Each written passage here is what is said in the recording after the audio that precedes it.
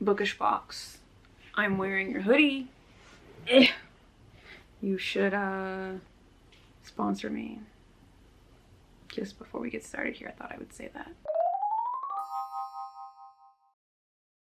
What is up? It's Jayla back with another nerdy bookish video. Boo, tomato, tomato. Today I am doing the January book tag, and I was kindly tagged in this by Casey from Casey Can Read and the Roomies Digest, so thank you so much, both of you, for tagging me, and shout out to Jan for creating this tag, which is supposed to celebrate the beginning of a new year, your goals, and reflecting on the past year, I guess, and the things that you really liked or didn't like about that year. It's very fun to create your own tags. I created my own tag that I never put on the internet because it was 420 related, and I felt like I was culturally appropriating smoker life because I don't smoke, but it was a really funny tag, but you could just clearly see that I had no idea what I was talking about when I tried to make the prompts. So if you want to see that, no.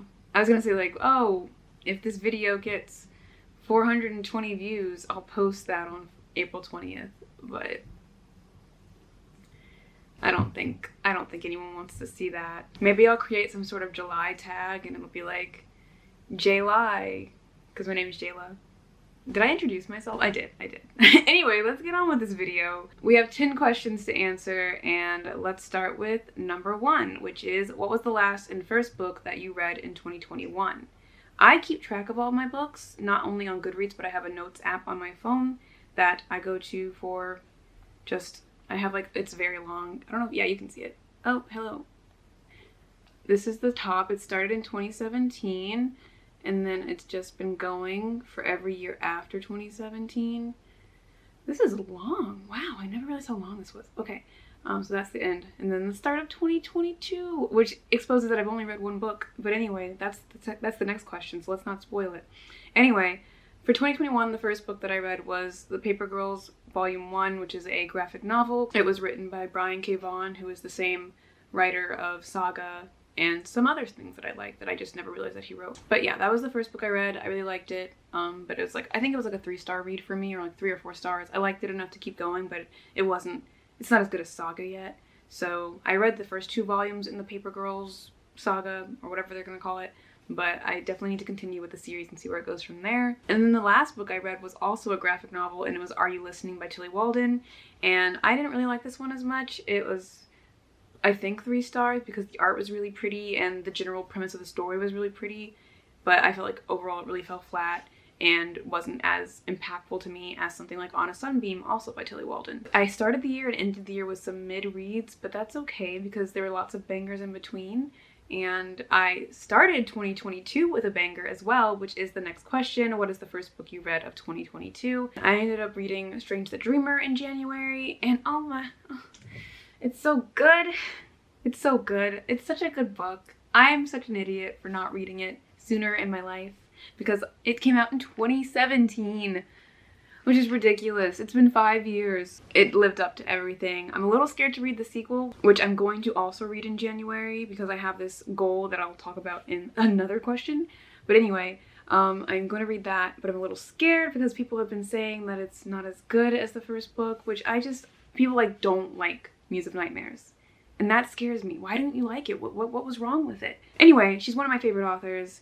I'm sure I'm gonna love Muse of Nightmares. I'm just a little bit hesitant because of what other people have been saying. The next question is to share 3 of my reading goals for 2022. And I was actually gonna make a video on this. So maybe, I don't know, should I still make that video? It's fine, it's whatever. But 3 big goals for me are to read 12 completed series this year, as in they have to be series that I own, because I own a lot of completed series that I have not read. Definitely haven't even started. So for instance, the David Bad trilogy, haven't started it. The Poppy War trilogy, haven't started it. The Broken Earth trilogy, haven't started it. The King of Scars duology, haven't started it. I own all of the Raven Boys books, but I have not finished them. I have read book 1, started book 2, but I need to finish the quartet. I've only owned this one since December, but I do want to read the, what is it called? I don't know. These Violent Delights, that duology. I own it now, and it is a completed series that I would like to finish because it is completed and it will sit on my shelf forever unless I make a mission to actually start it and finish it. Essentially, every month I will dedicate my attention to one completed series on my shelves and hopefully finish that series. Should I come up with a punishment for myself if I don't do this? Probably, because that's how accountability works, but I don't know. I'm pretty excited about this goal, so I really don't think that I need to do that. And these are all books that I really want to read, but I just haven't gotten to them yet. Another goal for me would be to reread again. I reread a lot in my youth when I was a teen. I reread so much, and now I don't reread as much anymore, if ever. Like, I've reread some of my graphic novels, but that's pretty much it for the last 2 years. I have not been rereading that much, and there are so many books that I love and would love to revisit, but I just don't designate the time to them because I feel like I don't have the time to read them, which is just not true. It's not true at all. I have all the time in the world, and I don't have to read a new release over a book I read 7 years ago. It's just not, it's not a rule. Why am I making rules, you know? So that's another one. And then a third one is, I don't even know if I'm gonna really do this, but I want to read more nonfiction. There are so many memoirs that I want to read that I just haven't read. I would love to read Know My Name by Chanel Miller. I especially want to read more nonfiction about sexuality because I had this fun idea with my friend where we would start a book club surrounding that. So I need to do some more research, but like for instance, Ace would be the one we would read for that. And yeah, I think it would be really helpful for me, and I just, not to get too personal, I just want to get to know myself more. And so I think that would be really fun to visit, to take the time to delve into. Next question is to share 3 anticipated reads that you want to get to in 2022. One of them would be I was about to say 2022. That was an anticipated read. One of them would be Bitter by Akiko Yamezi, which is the prequel, not the sequel, the prequel to Pet.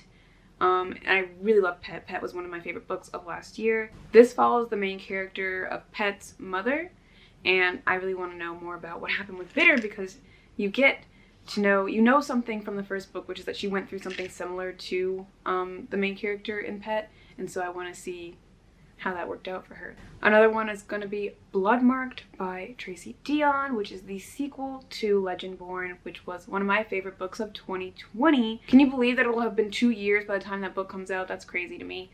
But anyways, it's definitely highly anticipated by a lot of people, and I respect that she had to take that extra time to get it to perfection because she knows that we all are ready for it and we really want to read it, and it's going to be so good. It's going to be so good. So that's another anticipated release. And then finally, Fevered Star. I struggled to find 3. Like, I'm not someone who really, like, unless it's in a series, I'm not someone who pays attention to new releases that much, unless it's like an author I really love or something. I do love Rebecca Roanhorse. Fevered Star is the sequel to Black Sun, but also I don't really count this one because I already have Fevered Star, and so I wanted to do one that was not like presently with me. So I don't know, for this I'll say Babel by R.F. Kuang instead of Fevered Star because this is a book that I cannot obtain, and it's like this dark academia set at Oxford. I'm getting all of my information from Casey, who also mentioned this in her video, but yeah, I only wanted to read Babel because the cover is stunning and because I want to read The Poppy War and eventually hopefully will read The Poppy War. But you know, I haven't. Number 5 was what goals did you reach or not reach in 2021, and I actually made a whole video on this already, so I will kindly direct you to go view that because it's literally one of my last videos and it goes through everything that I did and did not succeed at in 2021 as far as goals that I made for myself. But one that I did forget to mention in that video is that I was supposed to review 50% of the books I read in 2021. I know I didn't do that. I did a better job of reviewing, I think, this year, but it definitely was not a significantly better difference. It was just a difference. And it depends on what your definition of a review is as well. But my definition is one line will do, as long as it's a helpful line that tells you to either read the book or don't read the book. So that would be another goal that I count as a failure for 2021, which is why the title of that video is still accurate, because this is what failure looks like. Are there new releases this year that I've heard of and have no desire to read? Yes, anything by Sarah J. Maas. I'm sure Carrie Maniscalco's 3rd book in her series about the wicked people, I'm sure that's gonna be, I don't care. I don't even want to see it. I don't want to see it on my Instagram feed, and I know it's going to be all over it. I'm going to cry. I'm going to have a breakdown, but it's okay. Number 7 is what are some reading habits I want to change? And for this one, I would definitely say that I tend to procrastinate when it comes to my reading. Even when I want to read, sometimes I just won't do it because, oh, I can't read. I have to go eat a slice of pizza. That was a bad example. I don't really know how to describe it, but it's just like a natural thing that you do sometimes where even when you want to pick up a book, you also don't want to pick up a book. So I want to be more intentional with my reading, not in a boring, like, make it into a chore kind of way, but I want to read. I think a good example of this would be how sometimes if I come into a reading sprint live stream and they're in the middle of a sprint while I joined, instead of starting my book because there's still time to read, I go on Instagram or I go watch a different video. And I don't want to do that anymore. I want to just hop right into it because I came to read. Why am I not reading, you know? So that's kind of one example of how I procrastinate reading. Are there any adaptations I'm excited about? None. I tried to even Google before I came and did this tag, but literally nothing. There's nothing interesting coming out. Number 9 is to share a favorite bookish memory of last year. And boy, favorite bookish memory, anything from Read or Dare probably. Definitely meeting up with some of my booktube besties. I got to meet Casey, Rachel, Jess. I got to meet Dana from Dana Days. I got to meet Nitty and Nitty's sister, and it was just very fun because they were all in New York and we did karaoke and stuff. I'll link the vlog up here if you want to go watch. I recently rewatched my Badass Women Protagonists You Should Read About video. And I used to like avoid rewatching that video because I thought I would sound really dumb in it and I hated it. But I really love that video. I don't know, something about the energy I was channeling in that was really great. I highly recommend you go watch that. We'll also link that up in the cards if you want to go check it out. And finally, the last question is, are there any carryovers from last year that I want to continue in this year? The only one I have for this is The Dream Thieves by Mackie Stiefvater, which is the second book in the Raven Boys Quartet. Even though I've read like 200 pages, so it's not like I'm struggling through it. Well, I guess I am. But anyway, I've read 200 pages of it, and I have 200 more to go, and I just have not been able to get to that last 200 pages, so that's definitely the book that I need to finish. But as I said, I will be completing the entire series at some point this year because failure is not an option, so that's going to be that on that. So that has been the JAN-uary tag. If you have not subscribed to Jan over at Jan Agaton, you definitely should because her vlogs are so great. She makes really great content, and I think her aesthetic is just so cool. Very dark and like edgy, but she's also just a very sweet, I wouldn't say bubbly person, but she's got a lot of energy. So I don't think she would like it if I called her bubbly, honestly. But yeah. You should definitely go check out her channel. As for other channels that should do this tag, I'm going to tag Emma at the Overstuffed Shelf. I'm going to tag Dana from Dana Days. I'm going to tag Camilla from Burrows and Books. And I'm going to tag Mo from Mo Reads It. Do I think that they'll be able to do this tag before January is over because it is already the end of January? It's January 25th? Probably not. But I hope that they can get to it. And if you want to go check out their channels, they're all amazing people that I enjoy watching so much, and you should definitely go give them a subscription. I feel like that was weird to say, but you know, go subscribe is what I'm trying to say. And if you haven't subscribed to me yet, what the heck? You made it to the end of this video and you didn't? Kind of rude. But also, don't go. I don't know why I'm talking to you like that. Please subscribe to my channel if you want to see more content from me.